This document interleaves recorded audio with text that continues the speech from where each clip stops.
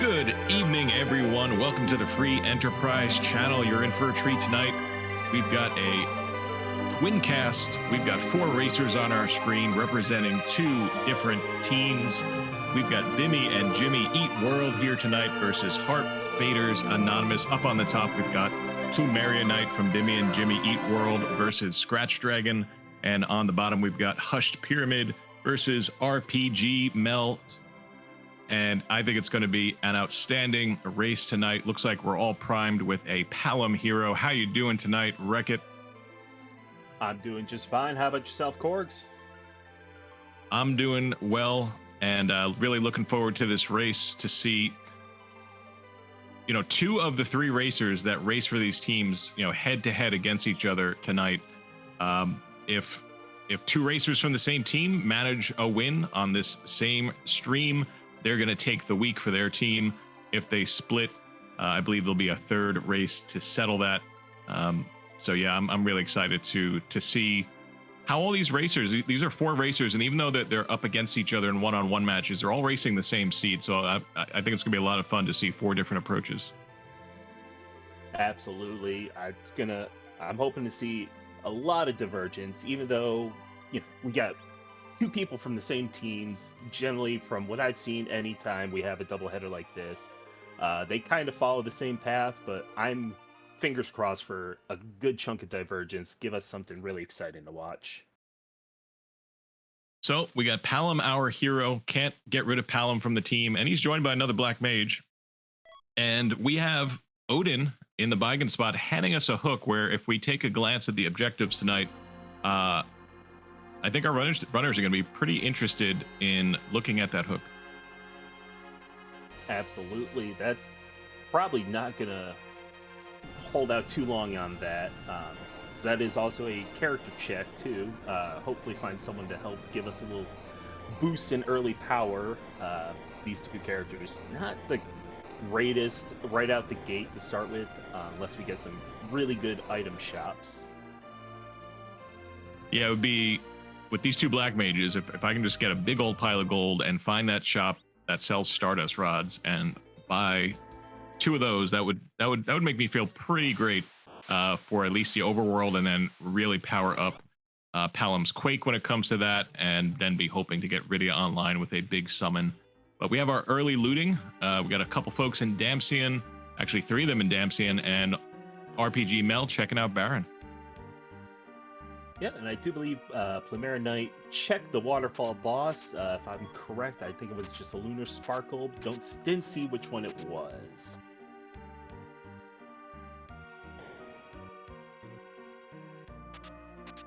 Someone in chat mentioning possibility of Water Hag or Gauntlet, but no pause seen. Must have been a blue robe that we missed. So the relatively free boss known as Water Hag is not going to be seen this seed.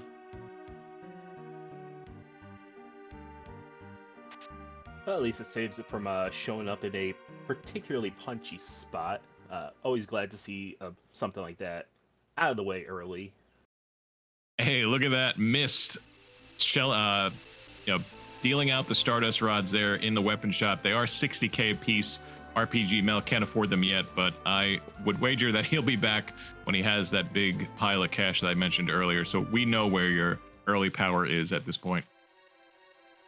Oh yeah, I imagine priority number 1 right now would be as much gold as humanly possible. Go back, grab those, and just enjoy a nice little boost early on. Got Hushed Pyramid, down the bottom left. First one with the hovercraft and checking out Cave Eblana. Gonna go take a peek. He's not opening every chest, but he's opening a lot on his path. We'll see who the character is. Big moment there. And then also let's take a peek at the boss sprite, because launching the Falcon is one of the 8 objectives possible, and the runners need to complete 6 to complete the seed. So who do we have?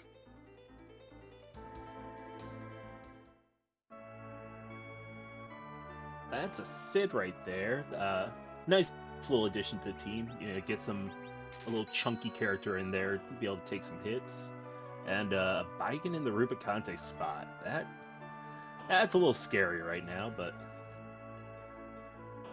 Yeah, I don't think any runner's going to be rushing down the hook to that Rubicante spot now. But Quake Kid Quakin and a young caller, if she perhaps finds a big dragon that shoots out mega nukes, or maybe at the very least a Leviathan, would do a lot to get through that. And I agree with you, having that balance of Sid's big HP pool to go along with the potential power of your two black mages is a decent start here. especially if you can find a nice chunky weapon for Sid, like a good bow or even like a rune axe or something. Be a nice little bit of power early on while these mages are waiting to get their ramp up going. All right, Plumeria, gonna see these Stardust rods. How much did he loot so far? He's got enough for one.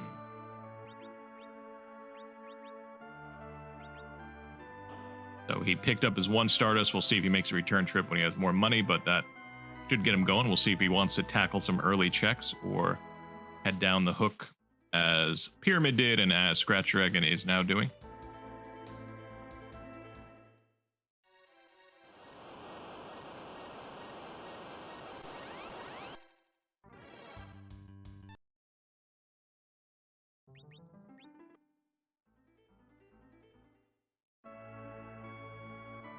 Yep, just the one blue robe sprite in the waterfall. So we for sure know that is Water Hag. You would have seen a bunch of blue robes if that was the gauntlet. So the gauntlet's still out there. We could still have some fun later on. The Mary Knight taking the hovercraft a long way around, all the way from Kaipo, actually maybe all the way from Mist, all the way to Antlion Cave. So yep, one of those early checks going to get taken care of here with the power of that Stardust Rod. And I do like taking the hovercraft around. It's not something you see very often. A lot of people like just raise it up and drop it off where you need it and use the Enterprise for everything. It's nice to get the hovercraft out for a bit. Yeah, Plumeria did a great job with it. If I had tried that, I would have bounced off a few different things and probably would not have saved myself any time. Looks like Plumeria's making a nice call, keeping the Assassin Dagger on his anchor, Palom, who has our hero and is going to dictate the agility of the team throughout the seed. And I imagine we're going to see a quick swap over to the Stardust Rod once the battle in Antlion begins. Ribbon in chat pointing out we saw Ashura in the Mist Caves. That's another potentially scary boss out of the way pretty early. Well, and we've got the Antlion in its natural habitat, Antlion in Antlion Cave. So also nice to see that out of the way, because that is a boss that punches and doesn't really punches in and punishes you for berserking characters. So not going to see that in a high-powered spot. And it's gone, so we'll see if Antlion gives some early progression or a nice item, or if any of the runners choose to reset if they get something that they deem unnecessary.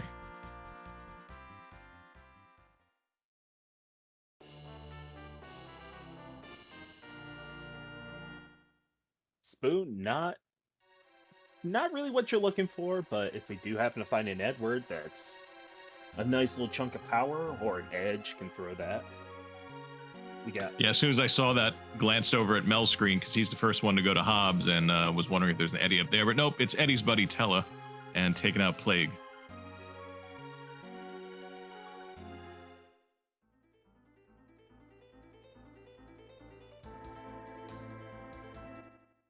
I don't know about you, I like that early Tella. A little exit availability. We'll see if Mel puts that to use once he goes down the hook route. It's a nice way to grab that character, check the boss, and exit out without having to backtrack. Yeah, and it definitely makes going off to West Hobbs a nice option. Something you usually don't see people doing. It is a bit of a time consumer if you don't have that early exit. And it paid off, close to 50K West Hobbs tonight. You'll love to see it when it happens.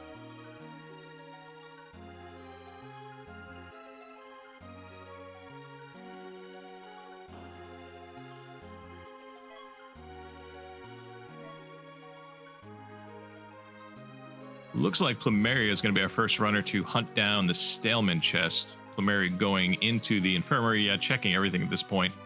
Going to try to find that trap chest, because if you're new to this tournament, the Eblan Elixir League, K-Trap is on. So key items can and will be found in trap chests, a new wrinkle for the free enterprise community that many of us are enjoying. So we'll see what Plumeria finds, and it looks like Plumeria might even pursue this all the way to the Mad Ogres. Let's see. Maybe not. Maybe just catching up with the character.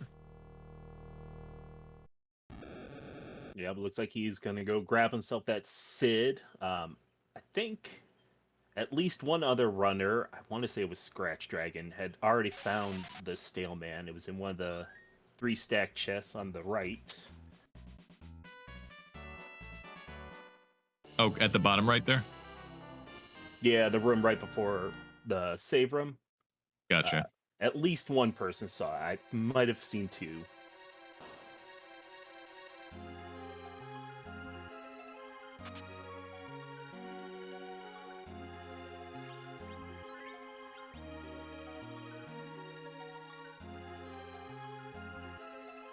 We got a parade of runners just waiting to go to Mist and grab those Stardust Raj. Hushed Pyramid, the next one to find them. And Hushed can almost afford to, but not quite.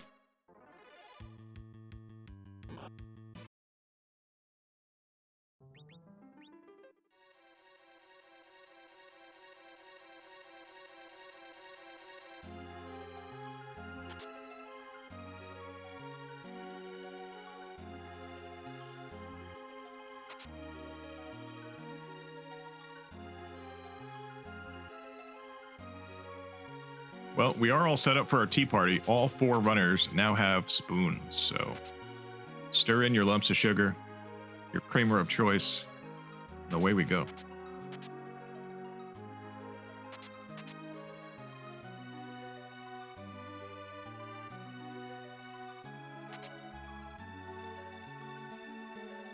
Nice stack of Cure 2s in Kaipo for Hushed Pyramid.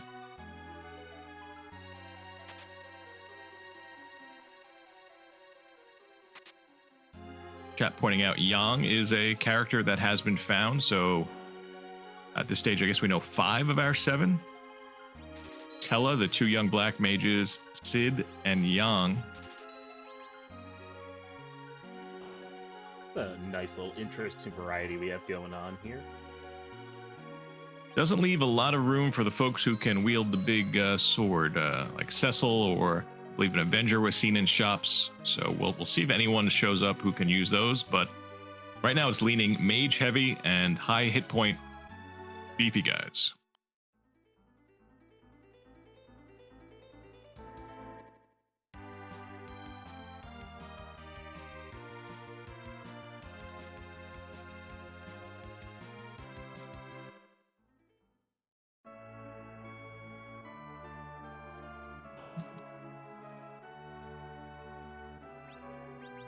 I've seen some seeds where it just takes so long to fill out a party, but we're getting awfully close with at least 2 of our runners now having 4-person parties, including that Sid and Tella that have been found.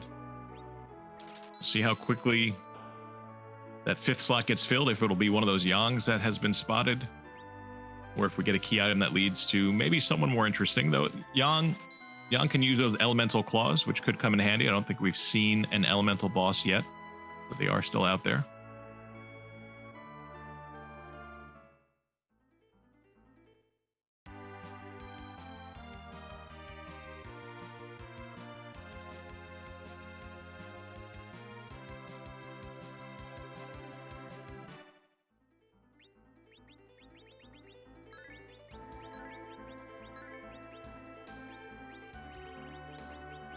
Hope Hush Pyramid has room in the purse, because getting to that lucrative West Hobbs,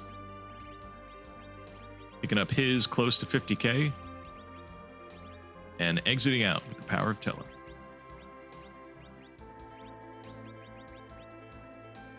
Looks like over on Scratch Dragon's side, we're going to get our peek at just what that Lunar Sparkle is over there.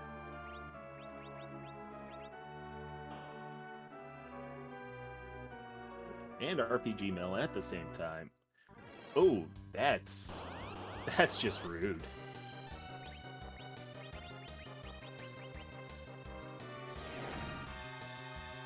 So that wyvern thinks it's a computer, huh? Yeah, he just tossing the beach ball around. He just wanted to have some fun.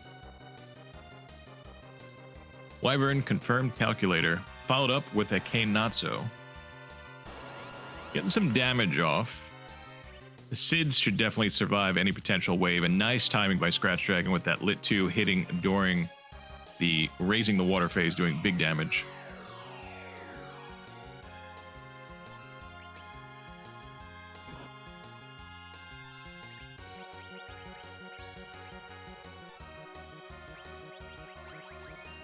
Seen a Dark Elf on Hush Pyramid's screen. I'm assuming that is Fabul. Didn't see where he went into. Yep, that is indeed the Fabul defense boss.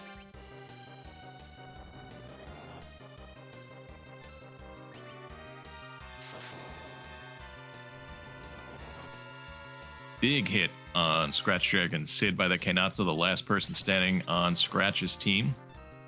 A lot of damage has been done, but Kainatsu is still persistently raising the water. Has enough been done? Yeah, there on Scratch's side into the shell. See if he can get through the final phase. Same deal on Plumeria's side into the shell.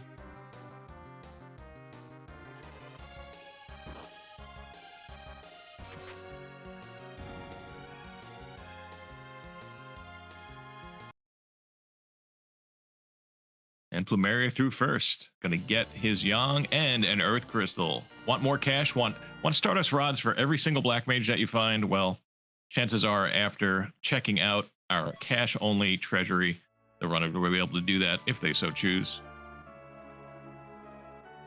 You get a Stardust Rod for every day of the week if you really wanted to. Yeah, keep them fresh. I like it. Looked like that was just a Dragoon helmet over on Hush Pyramid's side for Fabuls. No progress, but at least you got a boss out of the way. Yeah, thank you to one of our trackers, 4-person race. We need 2 trackers. We've got Maggie the Cat and Bangagon doing the tracking. And we have Neobari doing a great job getting this stream going on short notice here tonight. And I'm, of course, joined by Wreck-It here in the booth. Looking forward to the remainder of this fun race.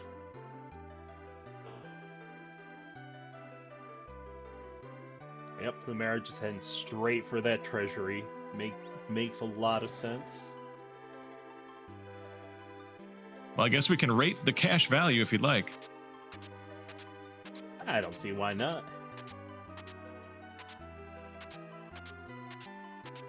I'm seeing a lot of 5-digit numbers. A few low rolls, but overall not bad. There were a couple lower numbers in there, a few hundreds, a couple thousands. But overall, that's a pretty chunk of change.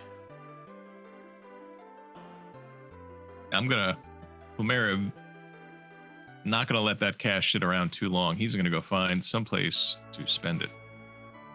Let's start right here in Troya. Let's see what they've got.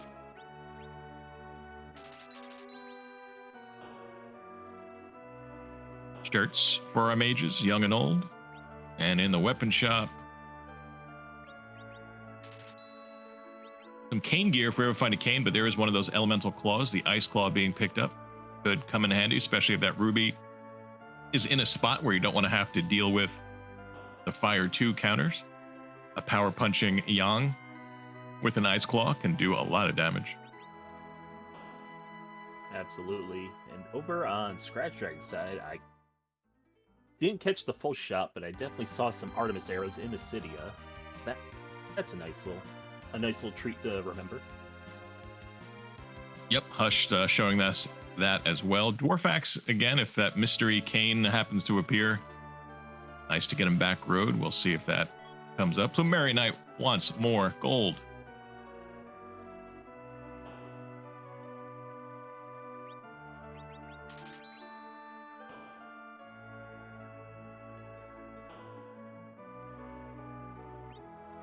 Well, welcome in Raiders from the bottom tier. You're joining us for a twin cast here.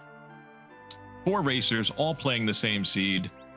Our top 2 up against each other, Plumeria Knight and Scratch Dragon. Our bottom 2, Hush Pyramid versus RPG Mel. Plumeria and RPG Mel are on the same team. Bimmy and Jimmy Eat World. And Scratch and Hush Pyramid are on Harp Faders Anonymous. We have a few runners here tonight going for their first win, so at least a few of them will be going home happy with that.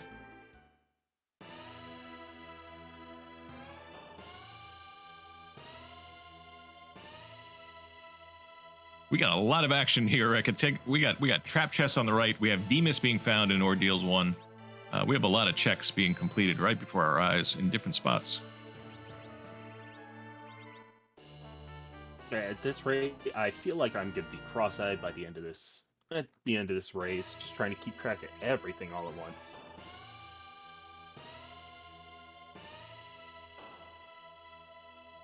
Did you see what came out of RPG Mel's trap? We got the X-Cal from the Scratches trap.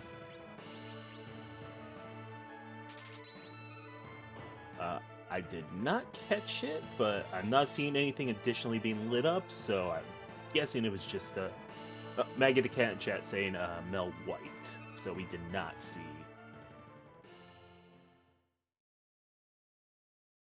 Okay. Yep. Yeah, I saw the immediate flyaway, but I didn't see the wipe, so that makes sense. A couple runners have picked up the Sylph Summon. We haven't seen the big one, the big Bahamut, or the Bahamut's younger but also effective cousin Leviathan, but a couple runners have picked up Sylph. Listen, a Sylph with a Stardust Rod, and if any of the runners have picked up that black shirt, that's going to be doing decent damage and decent healing for your team. Yeah, considering we haven't seen a White Mage yet, that's not a bad thing to have at this point. Can't rely on Tella for all the healing in the world. He does good, but an actual White Mage would be much preferred.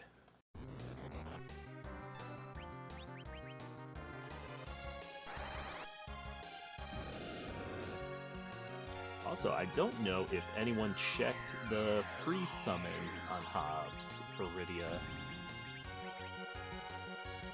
I would say no. I don't think anyone went up that side, because we did see a couple runners after getting the Tella exit out.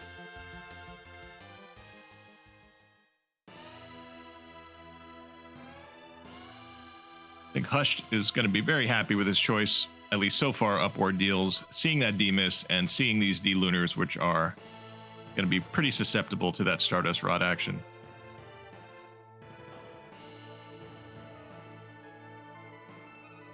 Not to mention the Dragon Whip on Rydia.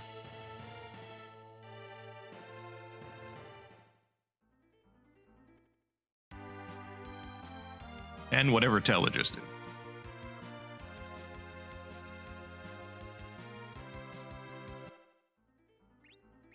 There are so many comets on our screen. Stardust all around. It's kind of beautiful.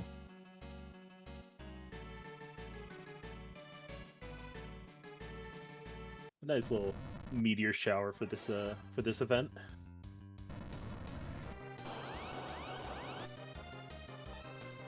Yeah, unfortunately, Hush Pyramid tempted fate attacking the D-Lunars. I think probably hoping that maybe Rydia was going to one-shot. I think she was pretty close, but the virus is caught up.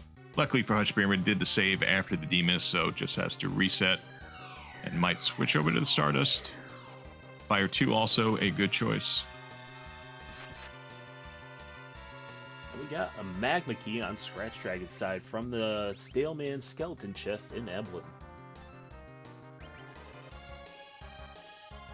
Well, we now are both of our underground access key items. One of them will get us underground quickly, but the other one is an objective. We'll see when and if runners choose to launch the Falcon.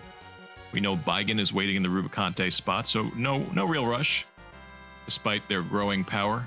I would wager that runners that happen to do that chest you mentioned are going to follow up on the Magma Key before pressing straight down hook. Would you agree with that? I'd say that's definitely the better option. Going underground, you can check your Fey March freebie, You can start the Sheila checks. There's just a lot more you can do feasibly at this point by going down there right now.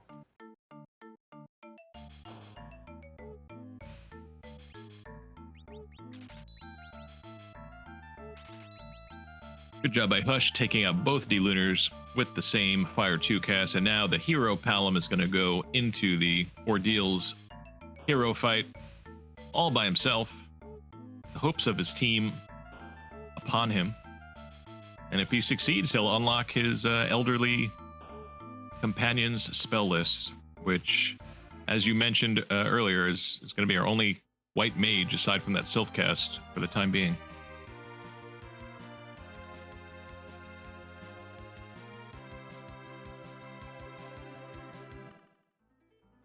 Well, there's half an objective and a Leviathan.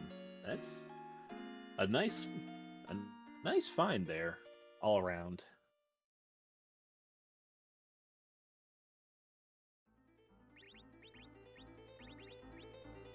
Yep, one virus and he is down.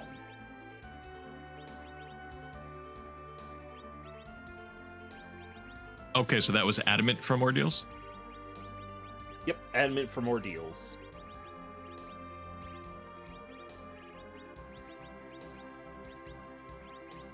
So potential fourth objective available once they find Legend, if that happens to be an easy access, but that is only half an objective. Scratch seems to be the first one dropping Magma Key. We'll see what he chooses to do with his underground access. And we'll see how Mel does this time around with the traps. If Mel's going to follow through and end up getting his Magma. We know it's not from this one. I believe the other two were both Excals, which... you know, we see a Paladin or a Ninja can be useful. Otherwise, there's more money in the pile. Yep, just throw it in with the rest of the garage sale.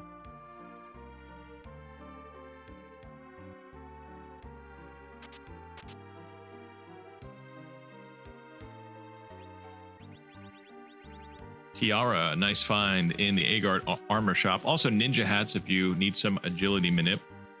But Tiara, nice to further power up that Rydia. I mean, consider what Rydia. Again, I don't know specifically what Scratch has, but at this point, he definitely has. I think he has the Stardust Rod. In fact, yes, I know he has because I've seen him use it. The Tiara. He might even have the black shirt, but that is available. So, kind of a fully geared up Rydia.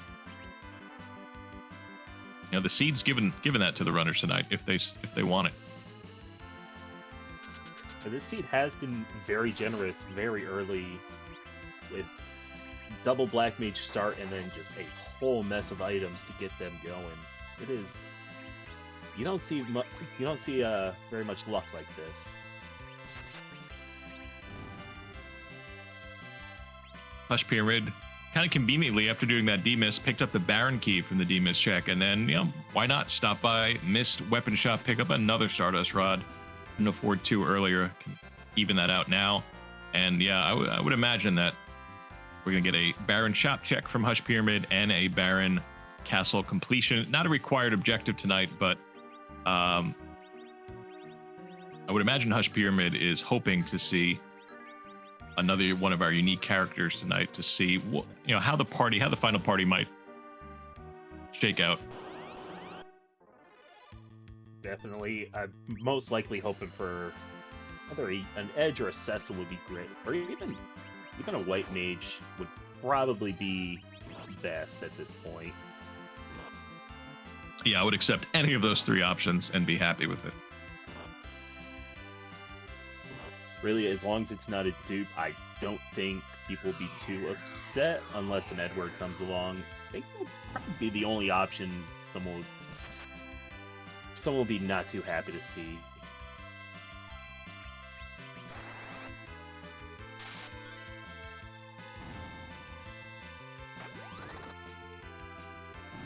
So we wondering what Scratch was going to do first underground. Scratch goes to lower tower. Lizard from a trap there. I'm not sure if I missed one earlier.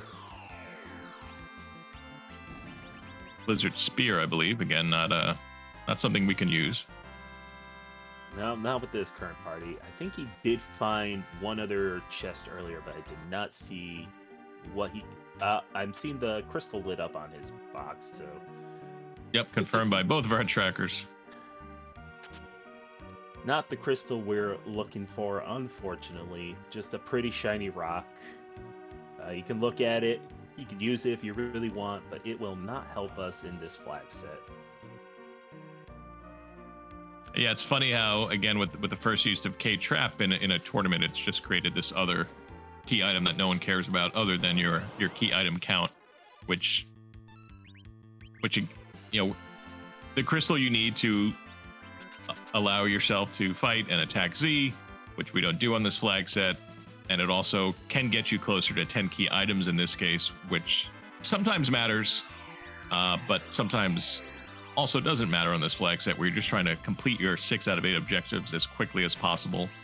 And chances are, even if you don't hit 10 key items, you can still cobble together the strength and the power you need to complete any fights.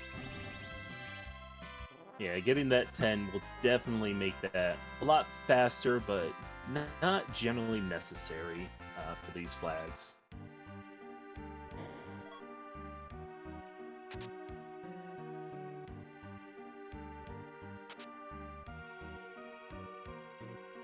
It's like RPG Mel giving us a little divergence here.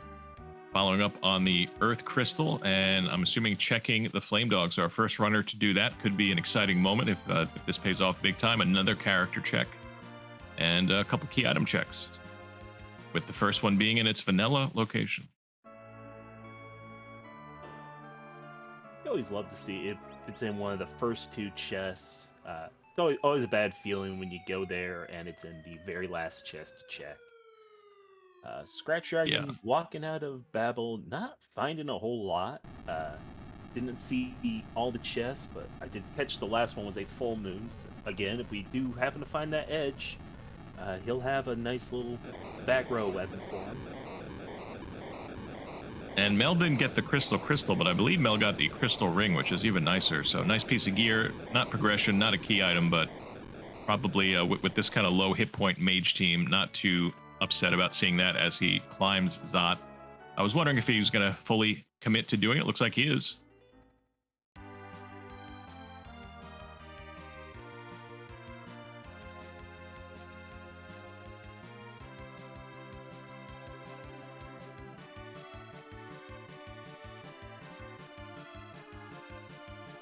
We got Plumera Knight joining Scratch Dragon underground.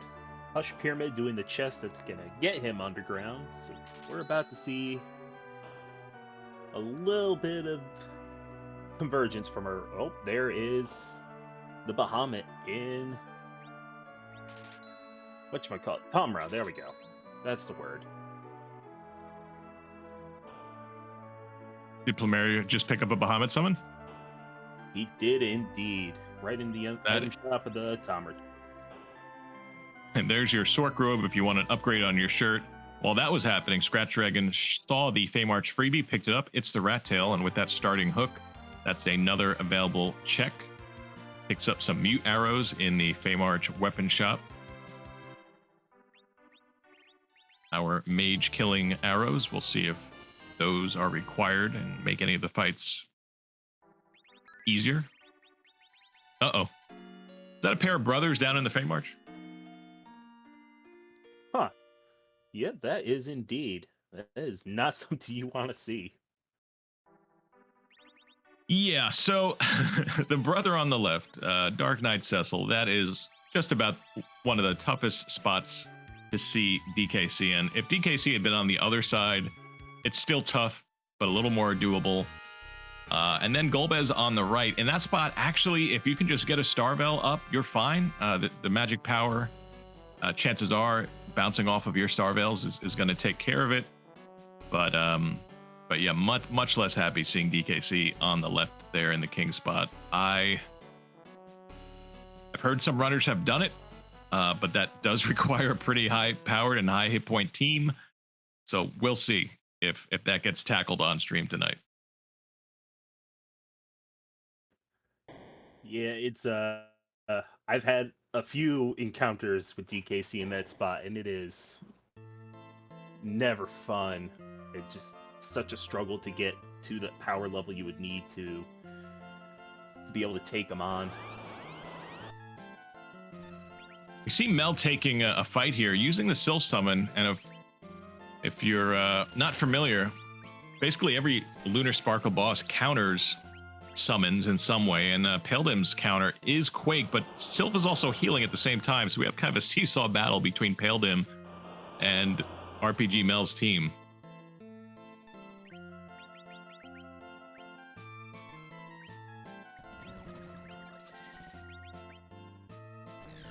Speaking of lunar bosses and counters to summon, well, let's see if Ogo is allowed to counter the Bahamut. And unfortunately, the Bahamut low rolled a little bit, just enough to give that counter blaze. But I think Plumeria is going to be fine. I think he's checking out Dwarf 1. Nice job by Mel getting through Zot 1. And depending on the timing of this, we might get to see the boss that Plumeria is about to face on Mel's screen first. But if a tent gets used, maybe not. I think we're going to sneak peek it before Mel can see.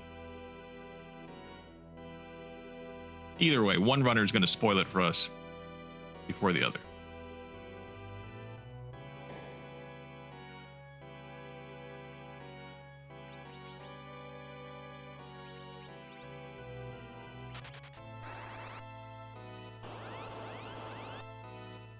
I don't know about you, Wreck-It. I like the DKC in Dwarf Castle a lot more than I like the DKC in Feymark.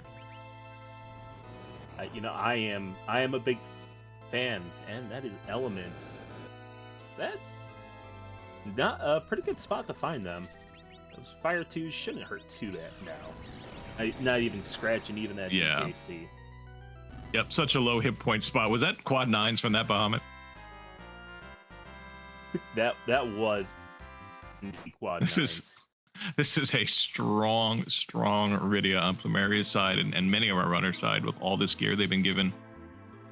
We're seeing just Iridia and Tella dupe characters up on Zot, so Plumeria kind of has given us our look at, I believe, character 6 in that DKC. That is correct. We still have one unique character out there. Honestly, at this point, again, I think only a white mage would be something someone would swap out for. But depending on how late we find them, we might not even see that.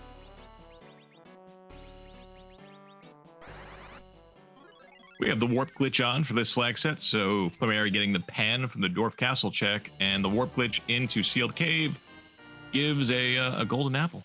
So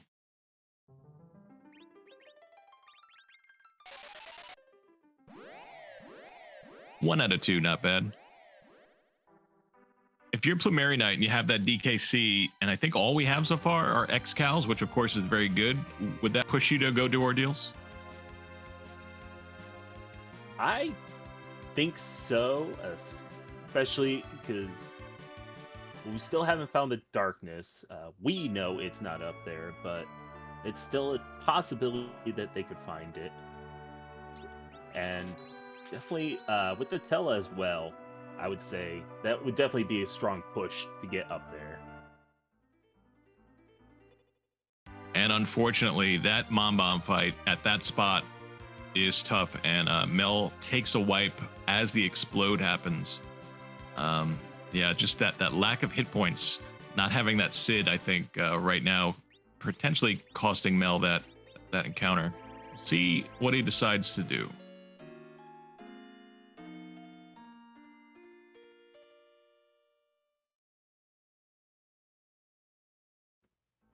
Yep, that was an accidental Darkness Gauntlet pickup by Plumeria Knight. It was, I was wondering if I saw that correctly as well. Chat pointed it out. We didn't see that. Well, we do have the see Neki flag on.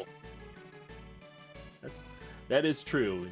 For these two bosses that DUC will be around for, it will offer a little bit of protection.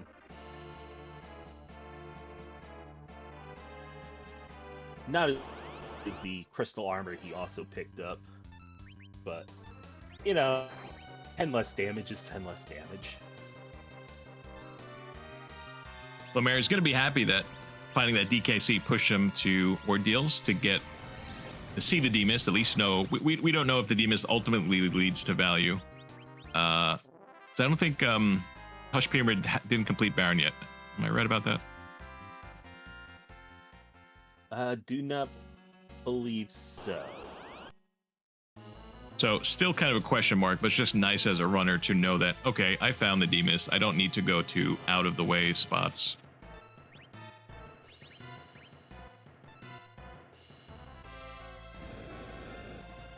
It always feels good when you don't have to go on a lengthy demist hunt, especially if that demist ends up holding something that you really, really need to get through.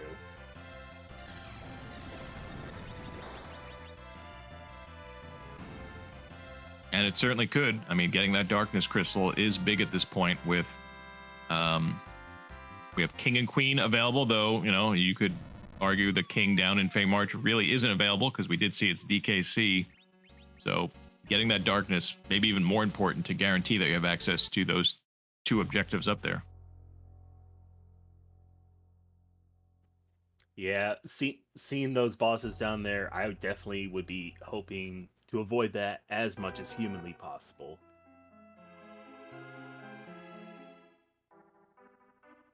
I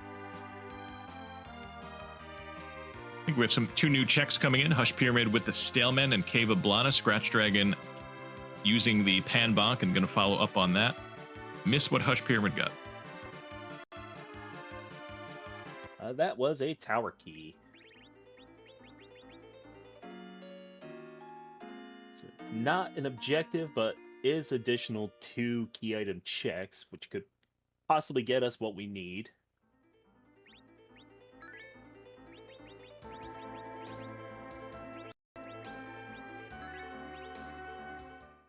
Yeah, it looks like Scratch Dragon also cannot resist the lure of activating that DKC, turning him into a paladin, climbing ordeals behind Plumeri Knight, and you know the side benefit of getting Tela fully online isn't bad as well. So the outcome there in Dwarf Castle dictating some of our runners' moves, and I cannot blame them.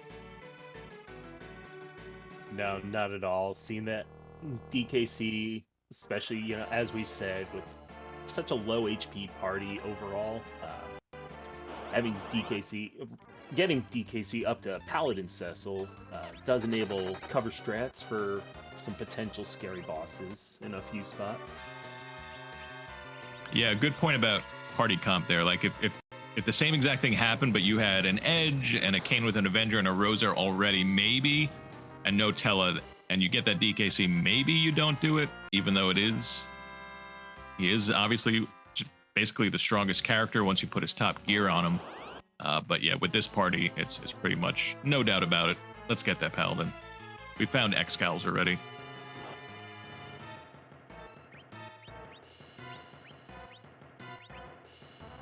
We have Plumeri Knight grabbing his Baron key. Let's see if he decides to chase that chain. And we have the Bolt Stone on Hush Pyramids on the Mad Ogre in Lower Babel or Upper Babel. Which one is it? That's up. Yep, Upper Babel. And my stream broke up a little bit, but I believe that was Darkness Crystal. That was indeed Darkness. Hush Pyramid has found the rock we're looking for. And it also looks like Hush Pyramid is committing to that objective number 6, Launch the Falcon, setting his party up to take on the 2 hook bosses. We know waiting in the second spot is Baigan. We'll see who's at the first spot. Proposes a challenge. We know it's not DKC, which can be a rough boss to see here. Just so happens DKC is an even rougher spot in the King spot in Feymarch. That sounds like a problem for the runners of the future. Right now, we're just going to worry about... Well, it's a purple robe, so one of the Mylon variants. Mylon Z, this might hurt a bit. I feel like it's completely doable. It's going to be a little rough.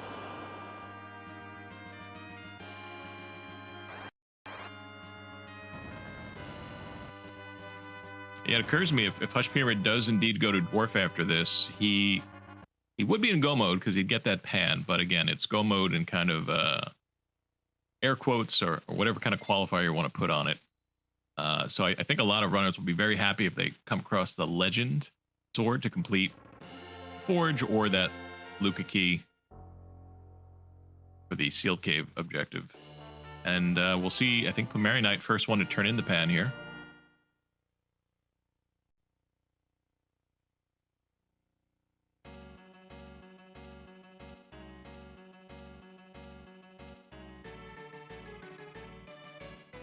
That looked like two key items to me from Sheila 1 and Sheila 2. I think that was Package Twin Harp. That would be correct. That is another character check and a key item check.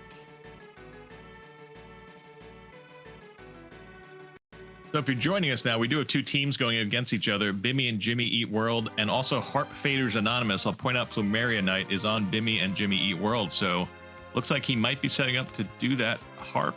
Did he just land in front of Troya? Yep, it looks like he's getting his Cecil back road enabled. I think he's going to go ahead and go take this on. So Plumeria, our first out of the four runners to complete an objective, about a little under 45 minutes into it. Objective 7, return the pan to Yang's wife. Plumeria can do 5 more objectives before anyone else. He will complete the seed and win his race, but there's still a lot left.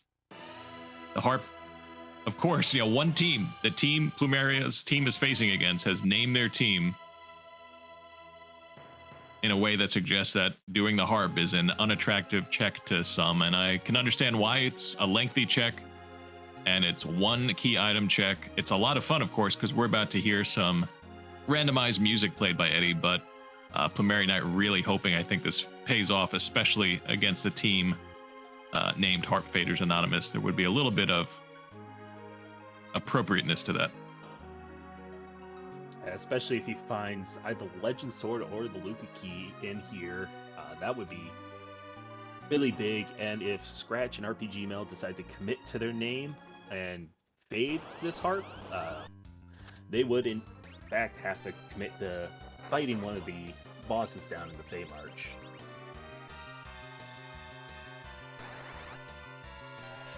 So before we are obliged to remain silent for a couple minutes, we do notice that Hush Pyramid has gotten through the Baigan. Nice job there. It's going to be the first runner to complete Objective 6. But it's time for us to stop describing things for a little bit. Let's see what Eddie has in store for us tonight as he approaches the Harp.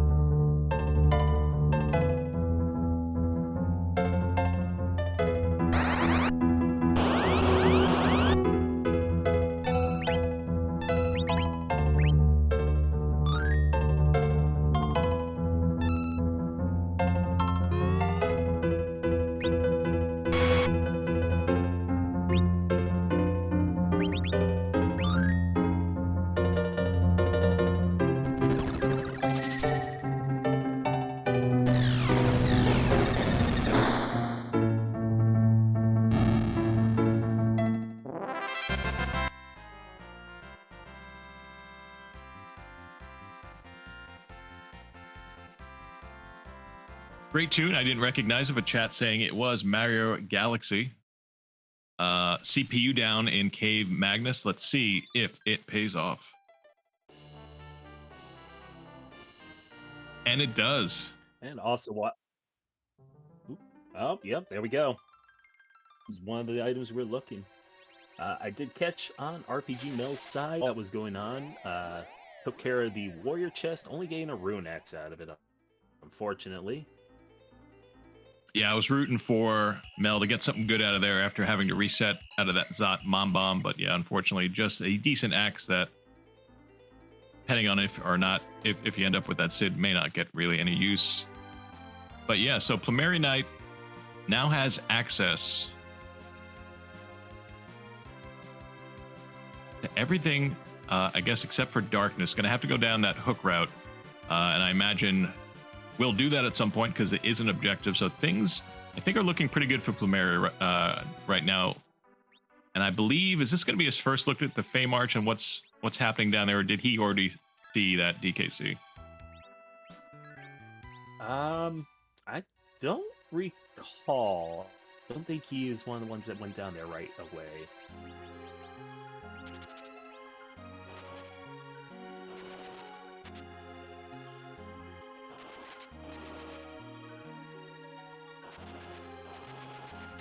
Chat saying he has not been down there, so I'm gonna defer to their better judgment.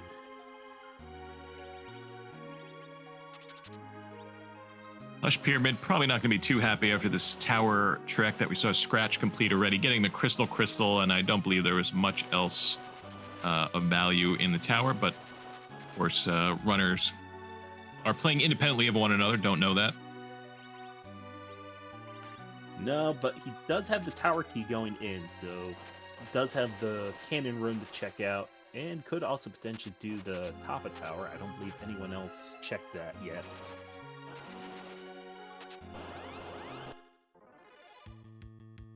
Our restreamer Niabari shouting out our runners, and you should give them a follow.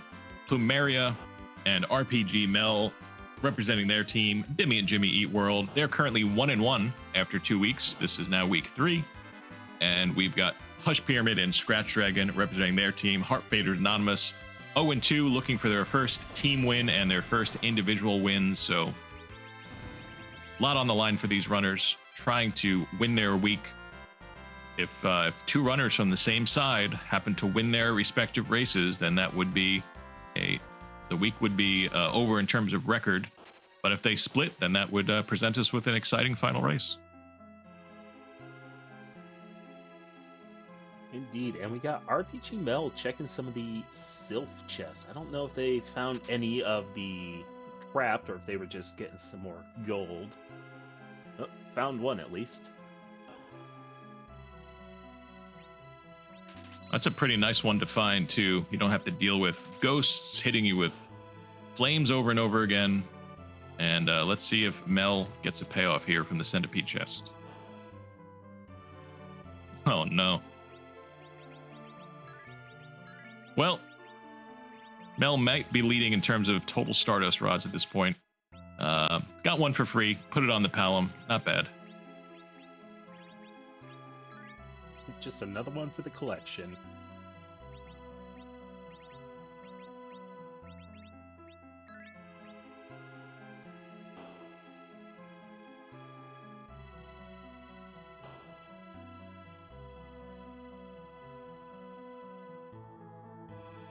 All right, Plumeria, march up to that king. Take him on. Or just stare him down. Nice long stare from Plumeria, seeing what he's got to deal with here. And might be thinking of taking on the Golbez, which, yeah, if you set up properly.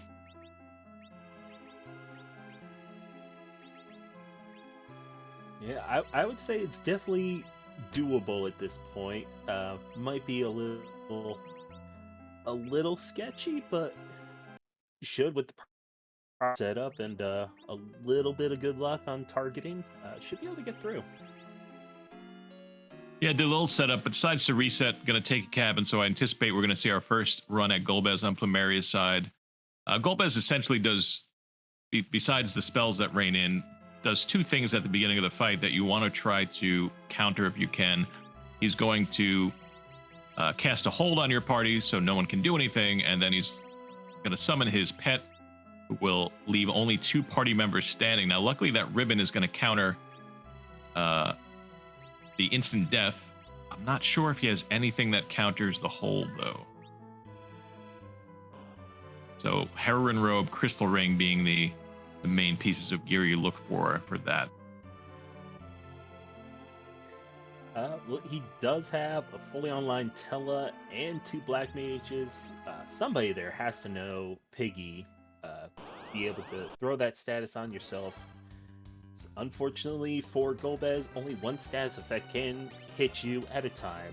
So sitting with that Piggy, you would be able to go around the hold. That's a good call. Looks like... Was he about to queue up a Venom with that Rydia? Because that's another way that some runners like to get around that. You self-poison, and you, for the same reason you described, would void the hole, but it looks like it's not getting off in time.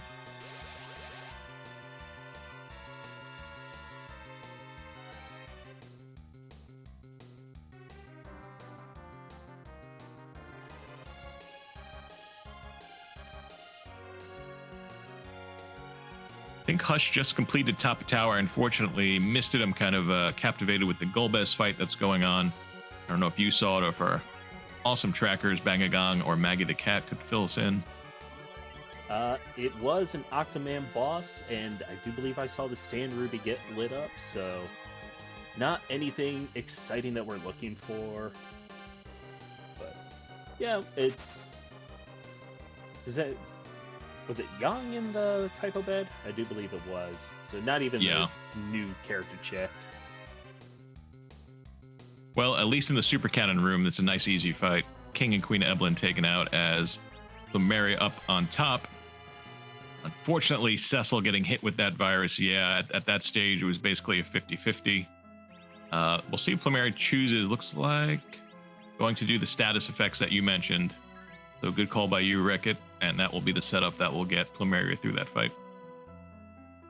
I would love to take credit for it, but I did see it in chat. I always, every single time, forget about the Piggy strats for Golbez. So, shout out to John Brickhead for being the one to point it out.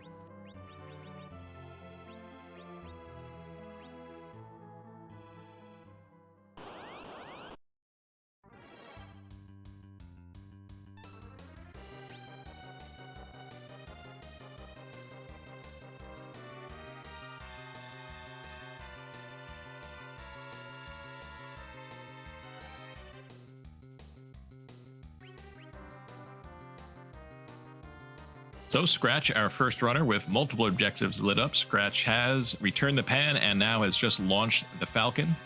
So Scratch in the lead objective-wise. It does take 6 total to complete the seed, and if you do that before your opponent, we call you a winner.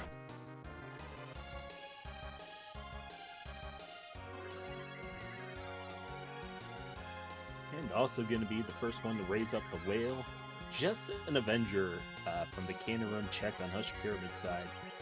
Not a key item, but with that Cecil we have, not something you would hate to see.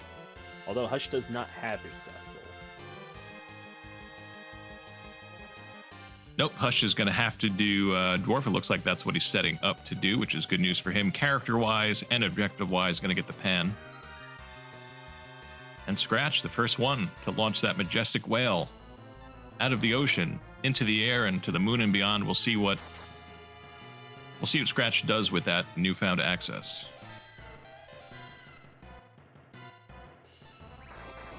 Answering question in chat, I believe Scratch does know the DKC is down there because the rat tail is lit up, and that was the Fey March freebie.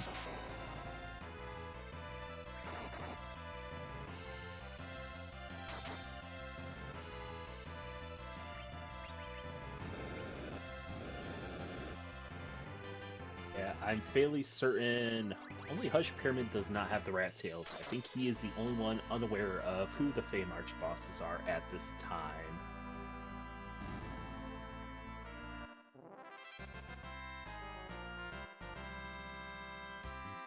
Yeah, we've got to come up. Has there been a term that's been come up with for when you have go mode, but it's DKC at the king spot?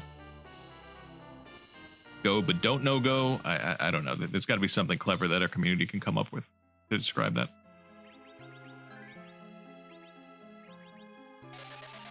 I like oh no mode. Yes, I think that's the winner. That is the current clubhouse leader.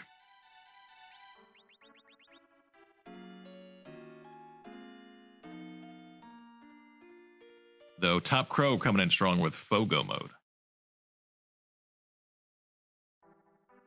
That is also a good one. My only contribution was going to be go with a question mark mode. Also not bad. Scratch hoping that the hair dryers turned up a key item that would make that oh no mode into a true go mode, but just getting a white spear.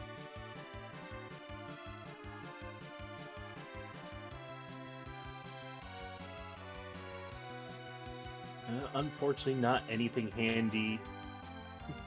No, we're about to go check the character. It could potentially be a Kane, but at this point, almost an hour into the race, I don't foresee anybody taking him if he shows up.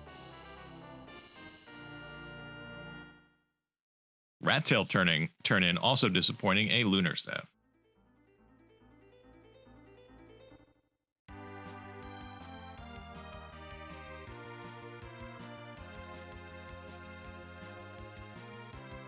Looks like Hushed had to reset out of the Ogo fight. Speaking of oh no, yeah, Ogo at this spot, not a pushover.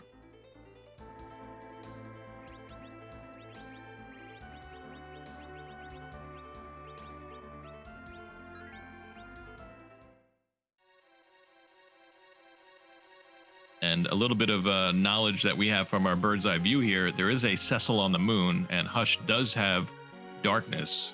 So if he had launched that, he could have the Cecil already before having to defeat Ogo to get him at Dwarf. But I imagine Hush Beamer is going to be fine the second time through, now that he knows what's awaiting him.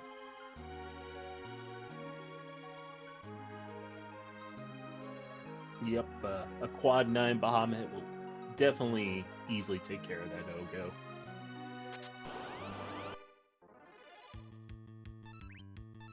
See Scratch making some plays here that I haven't seen a lot of, and that is looking for these lunar traps. They're not going to give you a key item, but they are going to give you a decent amount of experience. And this behemoth with Cecil covering from the back row could be a pretty good choice here.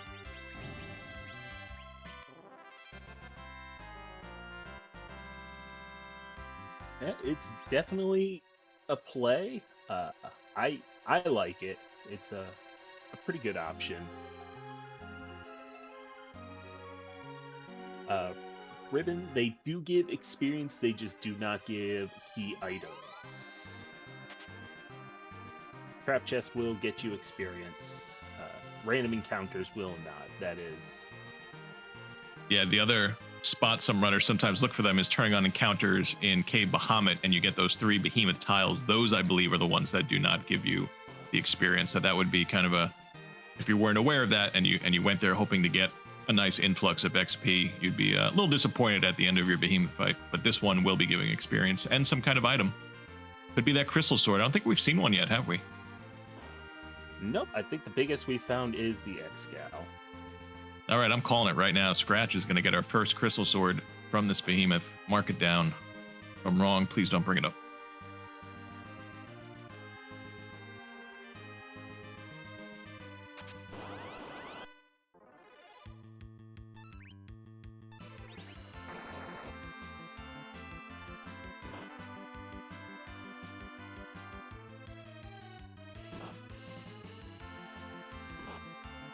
So, of course, Plumeria did get through that Golbez a few minutes ago. I didn't see what the reward was, if it was meaningful, but now we have 2 runners with 2 objectives lit up. 1 and 7 for Plumeria, 6 and 7 for his opponent, Scratch. Hushed has 6, launched the Falcon, and does have a few more available after getting that Pan. Mel just completed Ordeals. We'll see what RPG Mel chooses to do next. Looks like a return trip to Eblan.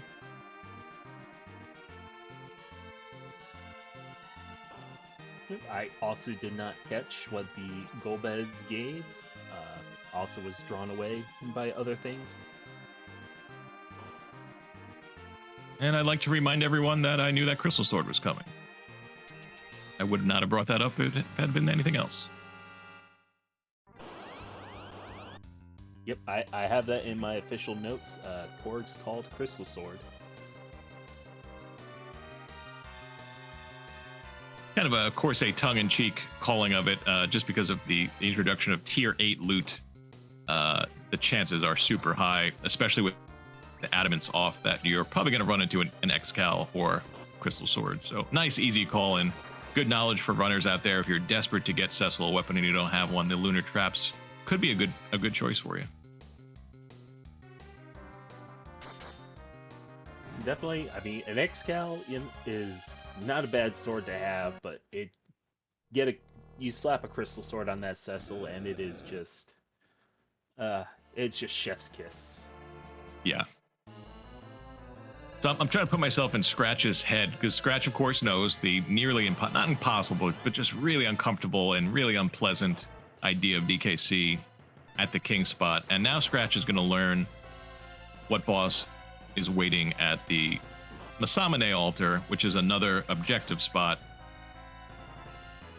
And if it's another boss that you just either think you can't take or would just require too much prep, then Scratch is going to gain the knowledge that everything else has to get done, and he might put himself on that key item hunt for all the remaining objectives. So let's see if this lowest lunar subterranean altar is kind to our runners tonight, as Scratch gives us our first look. This could still be our alt gauntlet, which would be painful, and I feel bad for saying that because I swear it's going to be alt gauntlet now. Nope, I did not jinx it. It is Karate Man. Yeah. Young was a little upset about being cut from the party and has chased him to the moon to take his vengeance. That Bahamut's nice. Cecil with the Crystal Sword will do damage, but let's see how the healing keeps up here.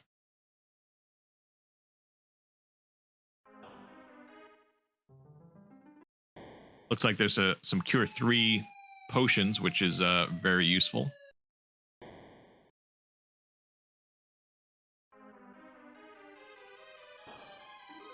Yeah, I think this is just gonna be a little bit of a race to who can do more damage faster. I feel like Scratch Dragon's got the edge with that Bahamut and that Crystal Sword. Yeah, those, I think we had a quad 9 followed up with a 9100. Those are pretty big numbers to be doing in a fight, which I think has a total of like the mid 30,000s HP here. That's at least half of it right there. 3k Quakes. Cecil surviving that hit. Nice job by Scratch.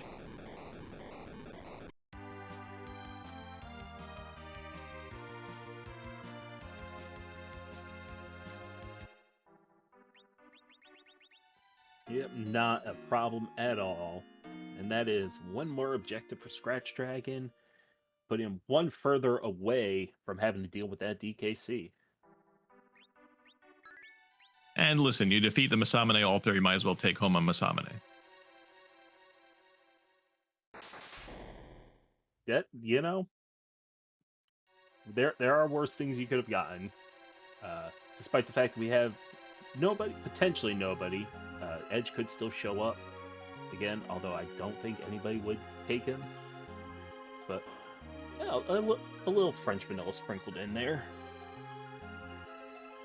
So our runners up on the top of the screen, Plumeria and Scratch, have now tied each other in terms of objectives complete, and Plumeria is now heading down Sealed Cave to complete another objective, while it looks like Scratch is taking on a non-required fight, probably to get some more experience. And the Magus Sisters here shouldn't be too bad with the gear and that Bahamut, that AoE Bahamut perfect. See what kind of weaponry Scratch chooses to use. Ditching the Crystal Sword for the big bow and the not the elemental, but the racial hitting mute arrows. Definitely a smart option. Hitting that weakness multiplier will definitely help out on this fight. Yeah, 6k. 6k right there. Yep.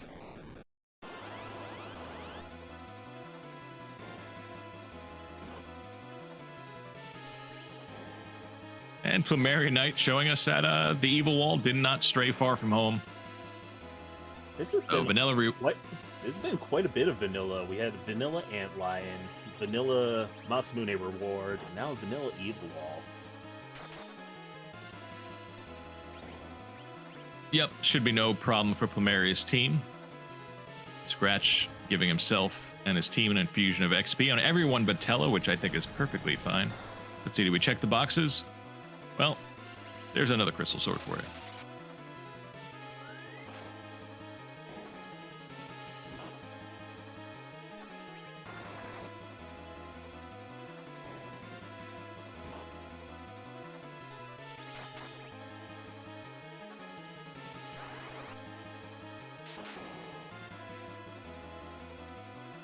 Yeah, so right now a difference here is that Plumeria Knight, of course, did the harp check, which led to Lukaki, and the objective he's currently about to complete. Scratch doesn't have that option yet, though he does have the harp, but he is on the team called Harp Faders Anonymous, so it's either live by your team's name or have to do some other objective. That is the eternal conundrum I think Scratch is probably facing on the inside. Feel like he really wants to do that harp check, but just cannot go against the team name. Catching up with our runners down below, we have Hush going for his second objective, which is taking on that queen spot, the Golbez, and RPG Mel going for his second objective, having already turned in the pan and trying to launch that Falcon.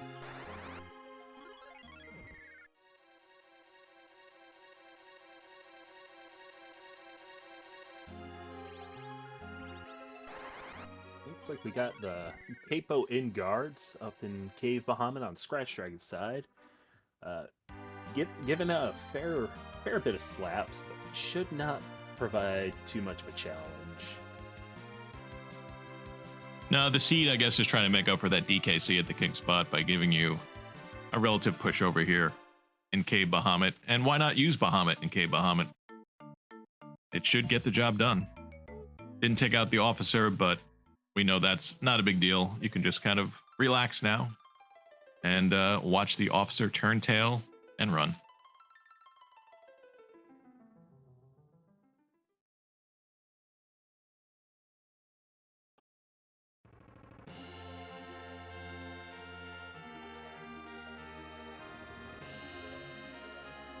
Looks like Hush did take a reset to that Golbez, going back in with the Biggie strats. That seems to be the trend going on here.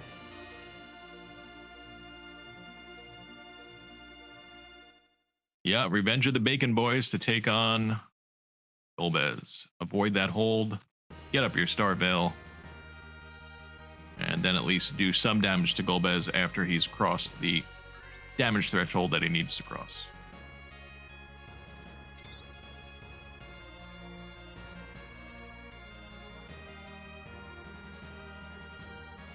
Nice job by Mel getting through that Baigen in about a minute or so. We'll get the notification up on the screen that the Falcon has been launched. That'll be 2 objectives for Mel, and probably not too far behind that, Hush will have 2 after getting taking care of this Golbez.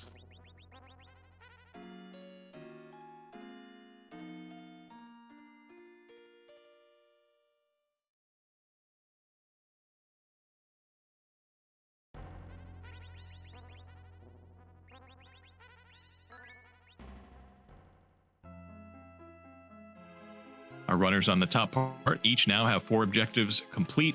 Plumeria now about to complete 5, and then we'll head down and try to finish the seed with the 6 objectives. So Plumeria plowing ahead here with the strength that he's found, and of course getting that key Luka key. Is that what I was going to say? But getting that very important key item from the Cave Magnus check. Yeah, I think that definitely was a huge jump for Plumeria Knight.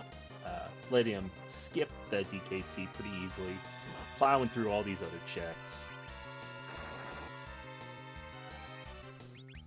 It looks like Scratch is gonna be going down to try his hand at that king spot. With the power he's gotten, it's not a terrible play. Let's see how much pain DKC plans on bringing. Yeah, I mean, this is exciting because we have 2 fights for each runner. Whoever completes their 2 first will win the seed. Plumeri's got the disadvantage of having to walk to his next fight. They're nice and conveniently close together, and Scratch is going for the more difficult one first. Let's see how this plays out. Tricky, very tough spot to see the Dark Knight. And here comes some damage.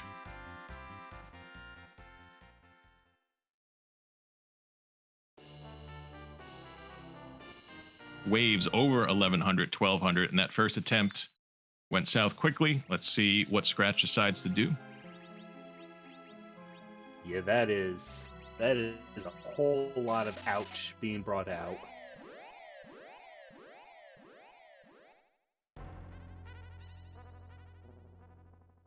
Yeah, and I think a really good decision to kind of, you have to do the Skullbez anyway. It gives you time to perhaps think and plan about how you might want to tackle that DKC if you think there is a possibility, or if it forces Scratch to go seeking a key item.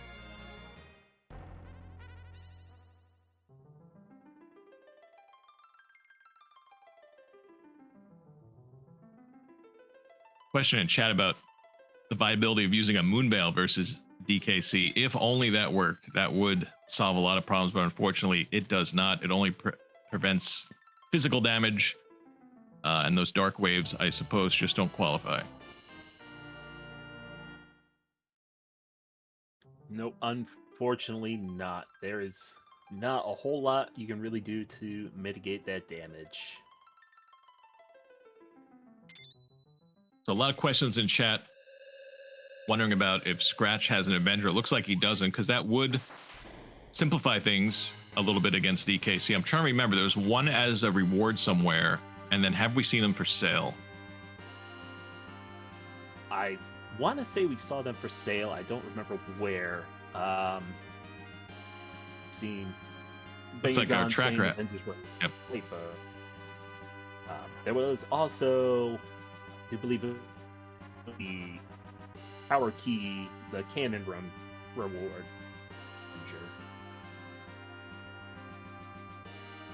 Yeah, so a couple different paths to get one. I guess the easier one, going to Kaipo and buying one. We'll see if Scratch has, I don't recall if he sees it, knows about it, would consider doing it.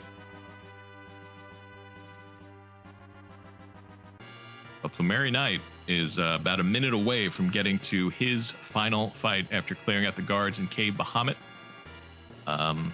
We know the fight that awaits him is Karate Man. Should be able to get through that fight.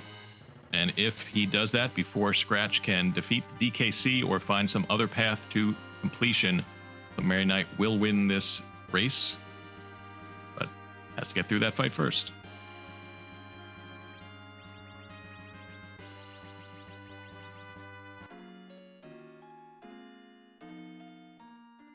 Yep, and as you mentioned before, Plumeri does have the disadvantage of having to take the long jog down, which might give Scratch the advantage he needs.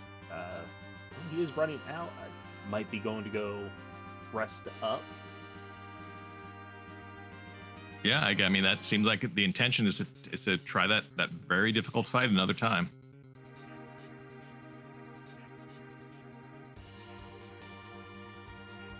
Yeah, I don't hate the idea, but hopefully he does not spend too many attempts. Say if this one goes south as well, I personally consider trying to find a different avenue for getting the final objective.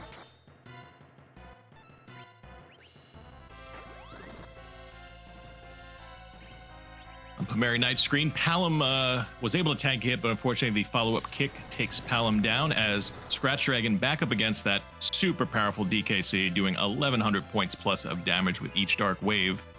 There's over 30,000 hit points on this DKC at this spot. That's going to be very tricky to do that much damage and keep folks alive. And yep, waves just coming out much too frequently.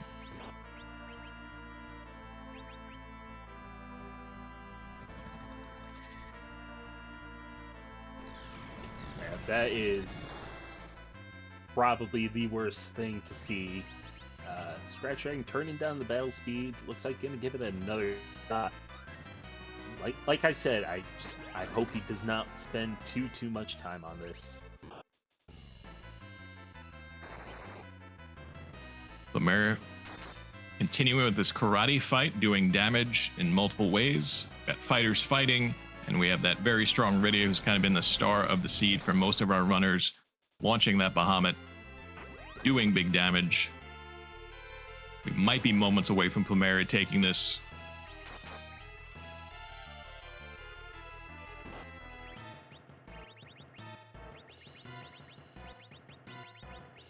And unfortunately, we do see that exit from scratch. Just too tricky of a fight with the way that this seed and this flag set is set up. But Plumeria defeats Karate Man at the Masamune altar, and in a moment, we're going to see that final message come up confirming that Plumeria has finished the seed and will take the victory against his opponent, Scratch Dragon, and get the win for Bimmy and Jimmy Eat World. There's that message. Congratulations and GG to Plumeria Knight, and I believe Plumeria has just joined us. Congrats, Plumeria. How does it feel to take the win tonight? Oh, it feels amazing. That seed was terrible. Asuka rolled an amazing seed there. Yeah. Name one bad thing about that seed. I dare you. I could name probably 10. Oh, what would be my goodness. Is there one particular boss at the top of that list? Yeah, it's a man who talks about justice, and he kind of stabs you a lot. Yeah. I don't know if you were watching back the restream. Your opponent was essentially neck and neck with you and attempted that very, very difficult fight. I'm not sure. Oh my goodness. Yeah. We just knew you had the slightly easier path to victory there, and you pulled it off. So really nicely done. Yeah. Once I saw that, I knew there was no way that you can do that without 2 white mages with those agility levels. And we had 0 white mages today, so I knew I needed another key item. Do you feel there's some irony in your... Go ahead, Rick. No, I think we were about to go to the same point, and fortunately, you made the harp check, which got you that Luca key, which I don't believe anybody else has gotten so far. Oh my goodness. Well, the plan was, you got 3 key items, and then you have Baron 2 for a 4th. So you got that quick loop to do. That's really efficient. They're all key main checks or equivalent. And boy, I don't know. Like, there has to be another path to go mode. The Legend Sword's out there somewhere. I don't know if anyone's found it yet. But when I got the Luca key, I thought, okay, that's pretty much go mode. I just need darkness, so I'm 1 key item or legend, and then 1 key item from go mode. And then I discovered the Dark Knight at the Fey March, and I realized I think I need that darkness after all. Yeah, nice and convenient that darkness was on the route to launching the Falcon, so that kind of made everyone was going to pick that up in the course of completing objectives. So I think that at least solved that issue. That actually made me really worried, because I know you could have probably done that as soon as you got Bahamut, or Quake even, and just gone up there for that hook route, and you'd be in maybe go mode, depending on where you go for that other key item. But yeah, I was actually pretty worried about that.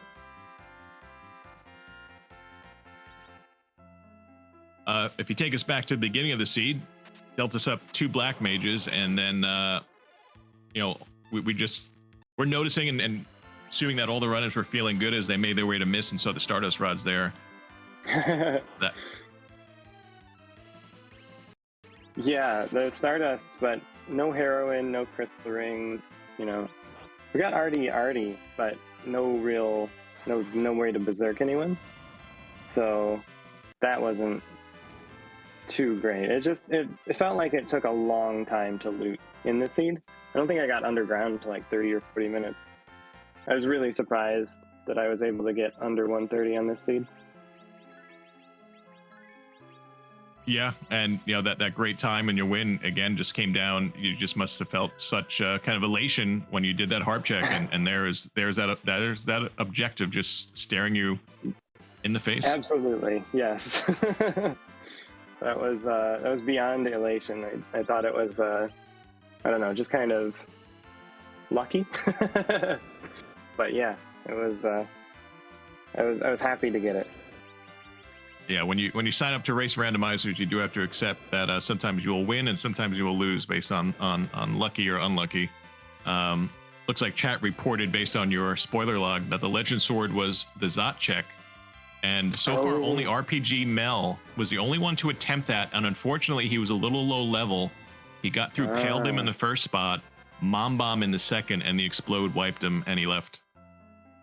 Okay, interesting.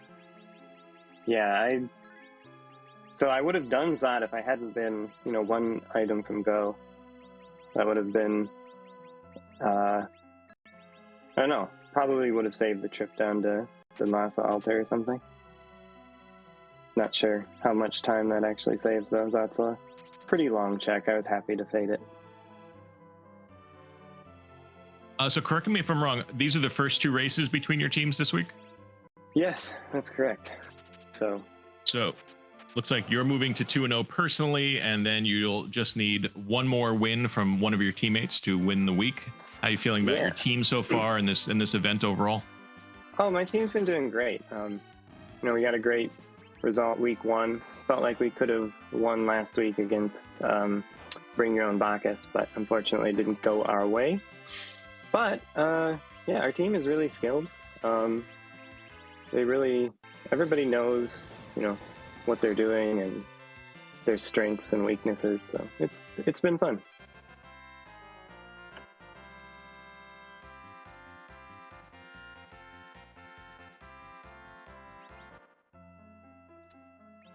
Anything else you'd like to ask Plumeria Reckitt before we let Plumeria bask in the victory? No, I think we just about covered everything. GG's once again, Plumeria, for the finish. All right, thank you so much. Thanks for the restream, everybody. And especially Neobari for covering. Unfortunate for power outages, can't be helped, but thanks a lot for stepping in, Neobari. All right, take care, everybody. You as well. Thank you. Yeah, and that was our overall top finisher of this 4-person race. Plumeria Knight finishing at 118.57 on a tricky seed, defeating his opponent Scratch Dragon, who did unfortunately have to leave that very tough fight against DKC at the King spot and is currently hunting another path to completing the seed. And taking a look down below at our other matchup, Hush Pyramid. Looks like we have 5 of 6 objectives done. Needs just one more to complete the seed, while Mel is at 3 out of the 6 required. So we'll see. Mel's going to attempt objective 4 in Bahamut. And is Hush going to be our second runner to attempt the DKC? I think he might be going for it.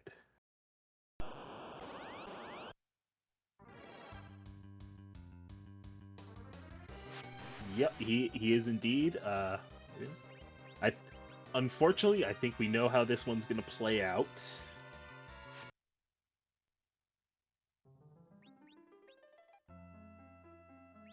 Yeah, so we know again that Hushed is on that team that likes to fade the harp, and we know that's one of the avenues to avoid that DKC leading to the Luca key.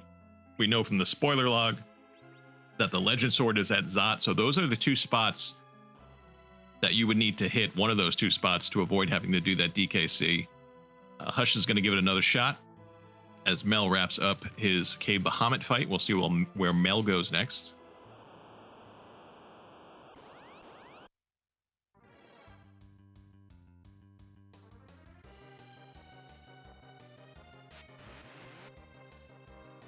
Scratch chose to do Sylph Cave, a very good option with all those trap chests to check, but we know that does not lead to it. Scratch now going to head up the tower. Trying to remember, there was an Octo up there, and I think you were the one who noticed the key item check the first time. I don't think it was anything we need. Yep, I have totally forgotten, but I'm pretty sure it was nothing majorly important. Sand Ruby, I think it was. Yep. Our trackers have been bailing us out all night. This is a lot going on. We have 4 racers running the same seed, but taking different paths. So thanks again to Bangagong and Maggie the Cat for keeping track of all this for us tonight. As Pumeri Knight mentioned, the Obari stepping in last moment to make up for an emergency restreaming situation and getting that going. And it's been a lot of fun calling this race in the booth with you, Wreck-It. It has been an exciting night. This seed has had so many twists and turns, and it has been a pleasure commenting with you.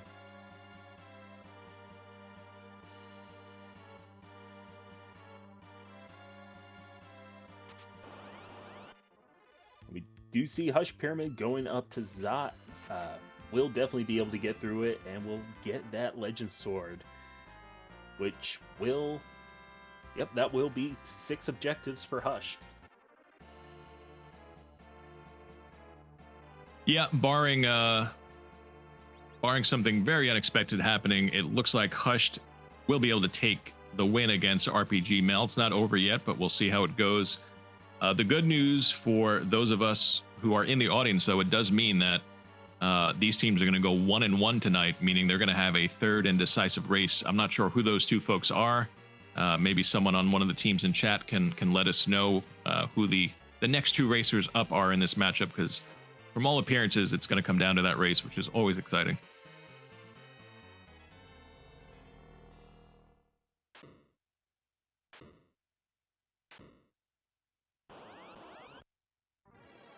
Yeah, just to clarify, we've got Plumeri Knight and RPG Mel are both on Bimmy and Jimmy. Hushed and Scratch represent Harp Faders.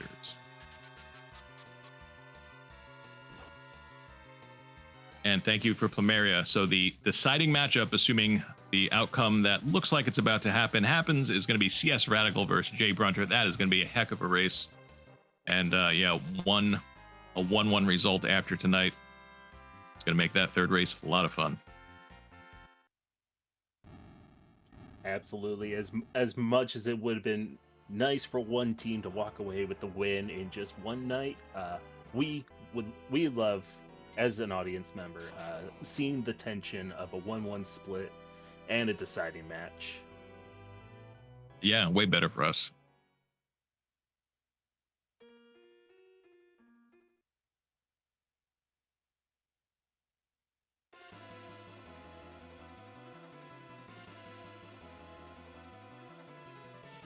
Yep, 100% agree with Plumera Knight in chat. There are no losers in Free Enterprise, only second winners.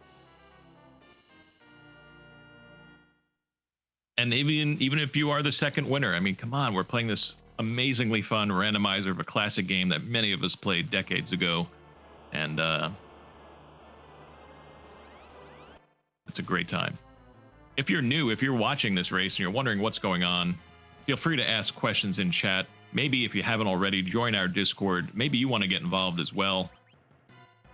I was watching these races in the summer of 2019 as just a casual observer, and then I got involved, and I've enjoyed every moment of it. Plenty of nice folks in our Discord to show you the ropes. No information is hoarded. We share it all, and we will get you up and running very quickly. We'd love to have you. Yep, absolutely. I think I personally started watching around the same time, and this is actually the first tournament that I've been actively participating in. First time as a runner and first time as a commentator. So it's been a heck of a journey for me. Yeah, we're so glad to have you, and Hush Pyramid is going to be so glad to clasp his hands around the hilt of this Legend Sword. There it is. Truly now out of oh no mode and into true go mode.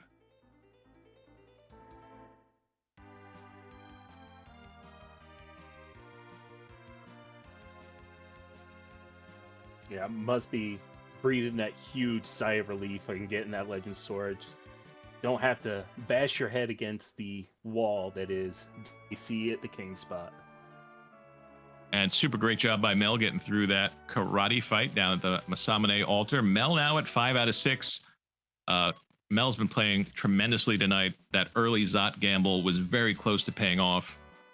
Just a little bit, very daring play for Mel to try that at the levels he was at, and basically almost any other boss at that Zot 2 spot, and he's through that. So super close race, but it looks like Hush Pyramid is now completing the Forge objective. 6 objectives done.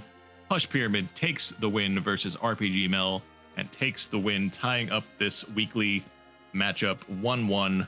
Harp Faders Anonymous. Great job. GG to Hush Pyramid. Yep, absolutely. Big GGs. Heck of a race played by all 4 runners. Unfortunate the Mom Bomb at the spot would have been much closer. I do believe if Mel had gotten through there, would have been finished just now. So unfortunate, but that is how it goes.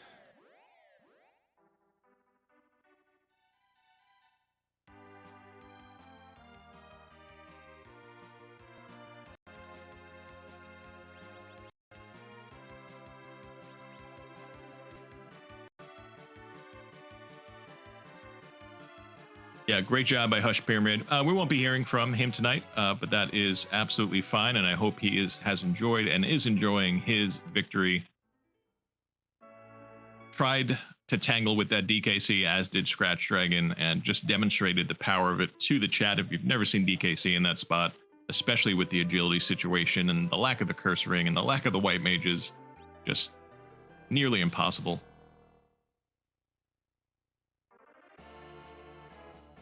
Yeah, even with curse rings and white mages, it's still a spot you do not ever want to see him in.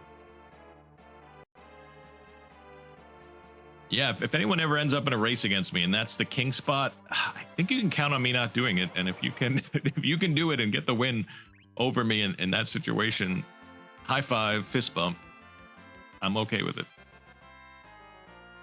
Yeah, say if that is the check that ends up costing me a race, I can safely say I would never be upset about losing to that.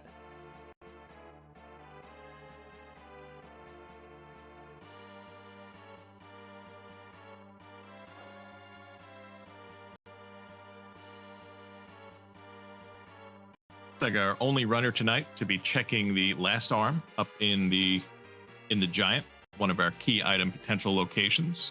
We'll see what it yields. I missed it during the spoiler, so there's a good chance it's not a key item, but we'll see in a moment.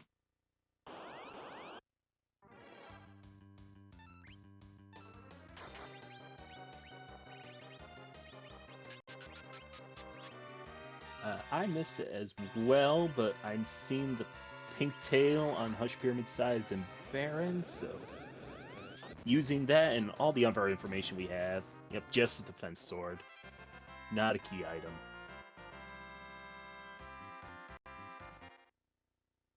Luckily, wasn't too deep in the giant. Mel warping out, leaving the giant, getting back in the whale, and gonna head back to the Enterprise. We'll see where Mel goes next.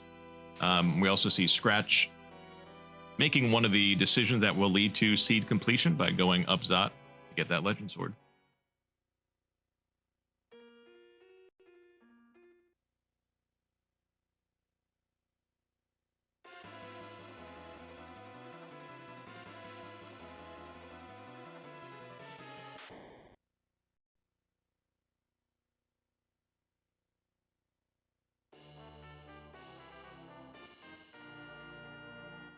Mel dipped down underground for a moment, maybe headed towards Feymarch, and then remembered who was there. We'll see what Mel is shopping for. Picking up a bunch of Cure 3 while trying to. Maybe got 1 stack before the inventory filled. Checking that now. Yep, 1 stack. Let's see if he wants to go back for more. Happy with the 10.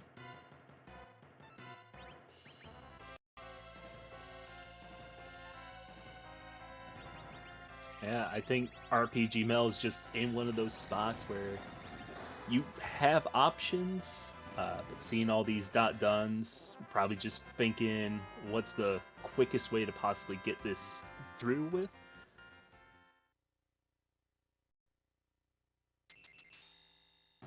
Yeah, and it looks like one of the options Mel wants to try is loading up on cures and heading back to tangle with the DKC. Will be our third runner to attempt that tonight, and unfortunately, just with our current setup, not sure if it's gonna be a possibility here tonight.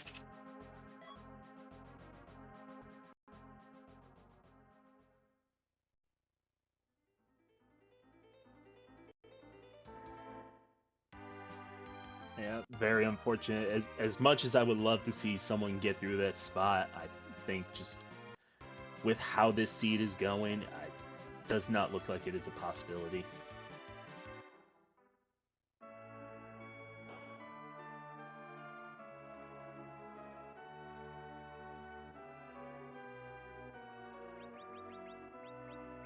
Scratch going to rouse a blacksmith out of bed, give him his adamant, give him the legend sword, get his specialty forged item specially made for Palom, and the seed will be complete in just a few moments. It's Sora Rod tonight. And there is our message. 6 objectives complete. GG to Scratch Dragon, who joins us in the booth. Scratch Dragon, member of Harp Faders Anonymous. GG to you. How do you feel about how the seed went tonight? Honestly, up until that last part where I said I have Dark Knight Cecil to try and do, pretty good, to be honest. And then Dark Knight Cecil. Yeah.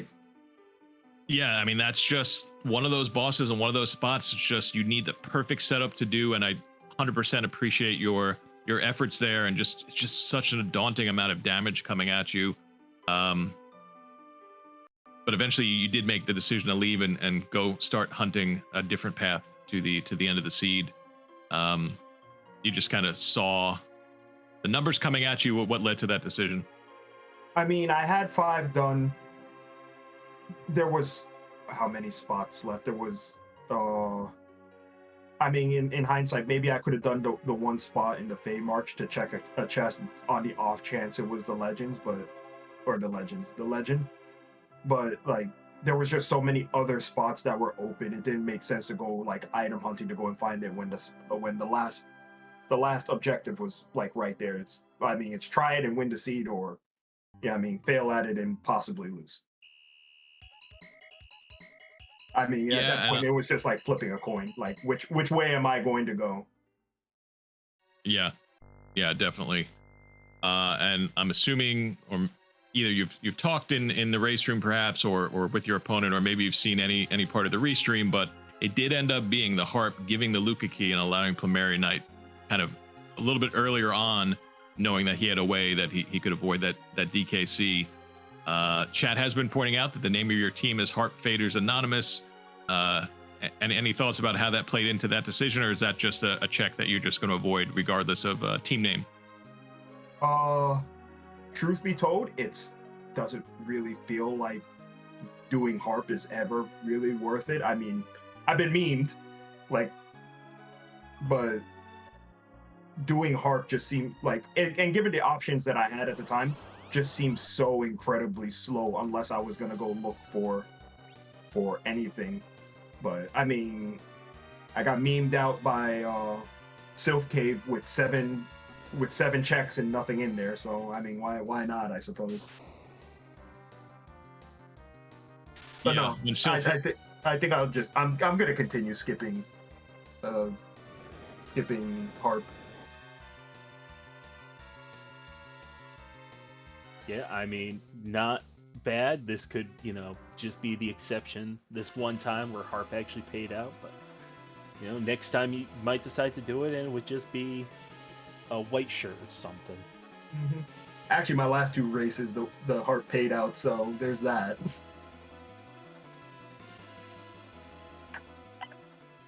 Well, we respect the dedication to the team name, at least. I mean, at least, what was the job, Dwarf? I checked it. I know I checked it, but I forget what it was now. At least there's job, Dwarf. There's sociology professor, I think it was, if I'm remembering that correctly. Sociology something. Just I felt really good about the seed. I really did. I thought I was cruising through it up until Dark Knight Cecil. Had a good Yeah. boss, got some good experience. Checked one behemoth after selling both of my Excaliburs to find a crystal sword. Power double Stardust Rod at the beginning of the game.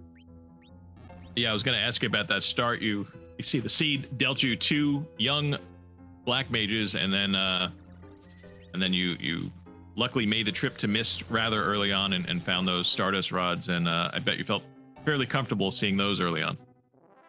Yeah, I mean, given the nature of the seed, it was a good check to, just go around, pick up some money.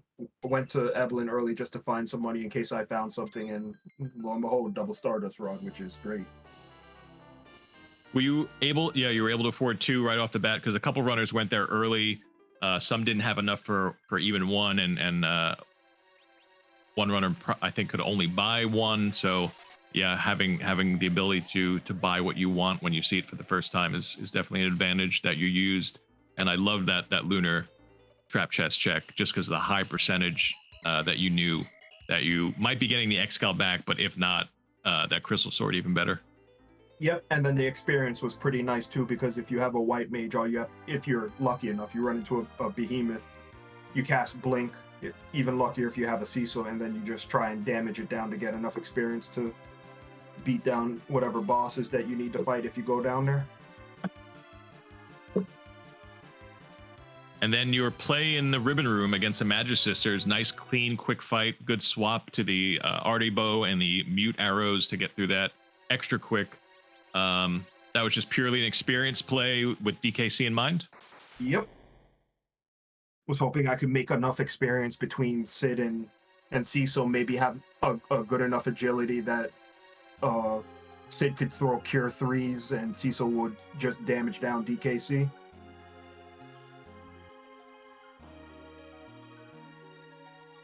Yep, unfortunately, just too tall of an order for any runner tonight, and almost any runner, I think, given the seed, with the lack of white mages and the agility situation that you're dealing with. That is just such a scary fight, and we definitely appreciate you showing it off for us and showing even runners at super high levels. That's basically going to be a roadblock unless you have the perfect conditions. So GG to you tonight. We appreciate you putting on a show tonight.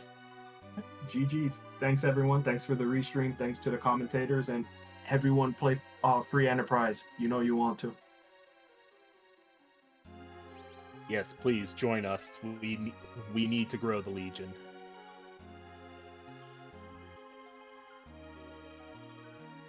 All right, that was Scratch Dragon, member of Harp Faders Anonymous, finishing in second place to Plumeria Knight tonight.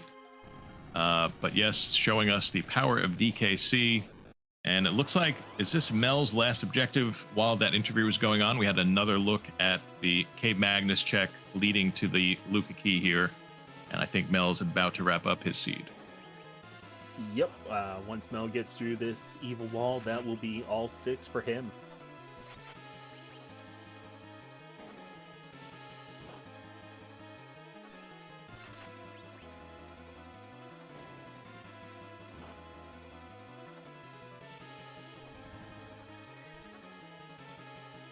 Kind of funny to me that Mel just left music with the awesome Eddie harp tune, and now we're here listening to, I believe, is this the Run theme or Runaway? I forget the exact title, but the Evil Wall music, and having no problem with that at this stage in the seed. So nice job by Mel, and we're moments away from seeing that victory message pop up.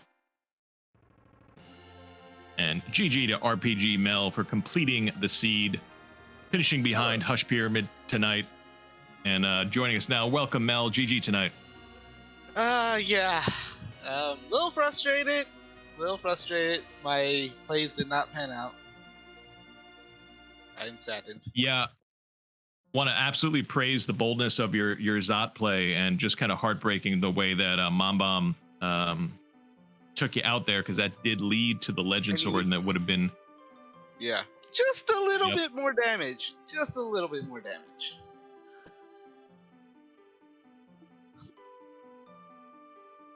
Yeah, I guess I could have gone back anytime, but when you leave a place, you don't want to go back. Yeah, especially a place like Zot with all of its twists and turns, and it's not the quickest check to walk up to, but just love that play. I loved your fight against Paildim using Sylph, knowing that you were going to hit those Quake counters, but knowing that the Sylph with that heavily geared up radio was going to heal for you. So big kudos for attempting that. Yeah. Where was that again? Was that Fabul? That was Fabul, right?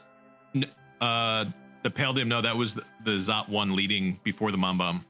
Oh, right. It did have a lot of HP, right? Yeah. It.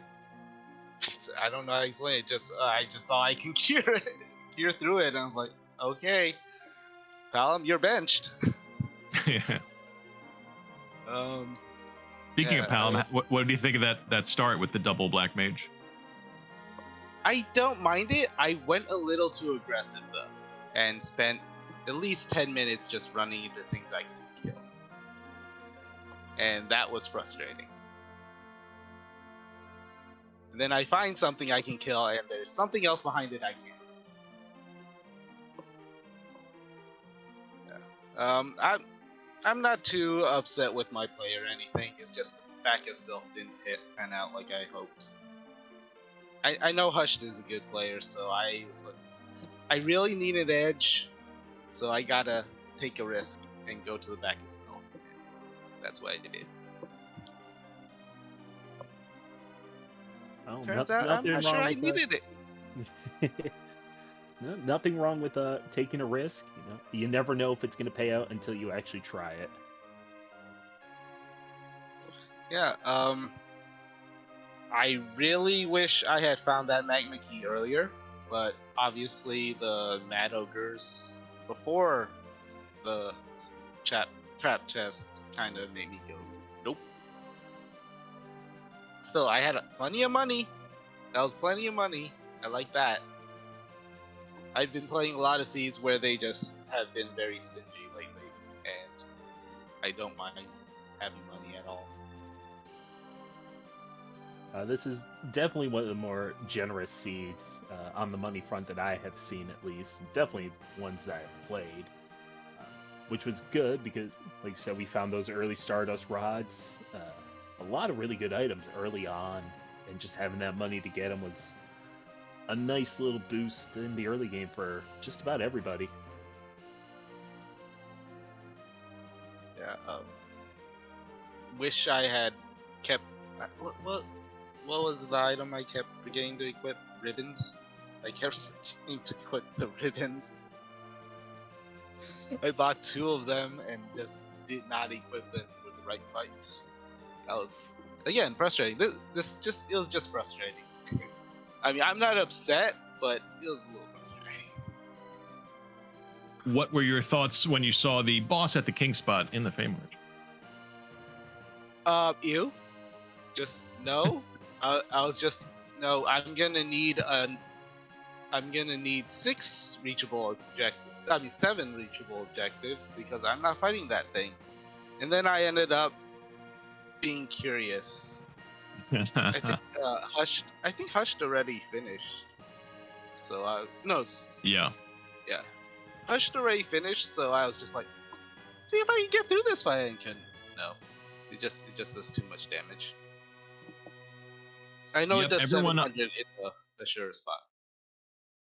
Right, which is still scary, but definitely doable. But yeah, that King spot is beyond scary, and as you said, ew is a good way to describe it. It was you, Hush, and Scratch all attempted it at different times, and yeah, definitely no one was able to get through that.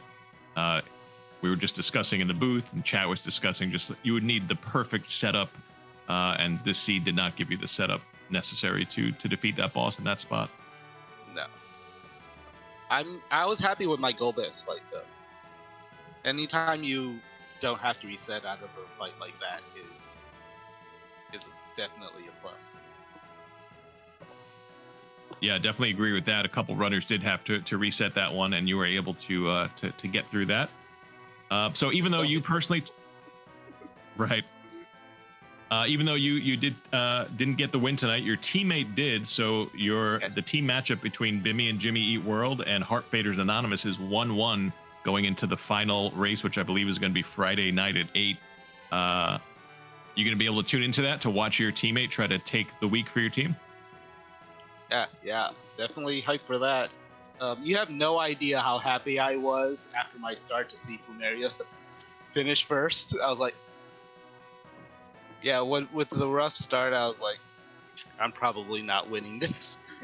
So I just, yeah, when Plumeria finished, I was like, woo. Yeah, little. It's just personally, I've really been enjoying this event with the team and how teammates can kind of take the pressure off each other with wins and the camaraderie. And yeah, I guess you felt some of that as well. Yeah, I love these twin cast races. Yeah, they're really good. Really hype. Kudos to you two for trying to follow along. I've done commentating before, and it's not easy with 2 players, let alone 4. Yes, we ran into, if you end up watching it back, there are definitely many moments where both Wreck-It and I are asking, what was that and where was that? And I missed that. And yeah, we appreciate our trackers filling in the gaps and chat filling in the gaps. And appreciate you for putting on a race, allowing us to restream your race and putting on a great show tonight. Any final thoughts about the sea tonight, RPG Mel? That was just really good practice. Every time I go into a race, my seeds are like the exact opposite. My practice seeds are exact opposite of what I get during the race. And again, frustration. I keep getting edges in my practice seed too, and I never get edges in my races. Well, I wish you a ninja in your next race then to make up for that imbalance, and thanks again. Yeah. Again, thanks for the restream. Thanks to the whole team for doing all this. It's a lot of work.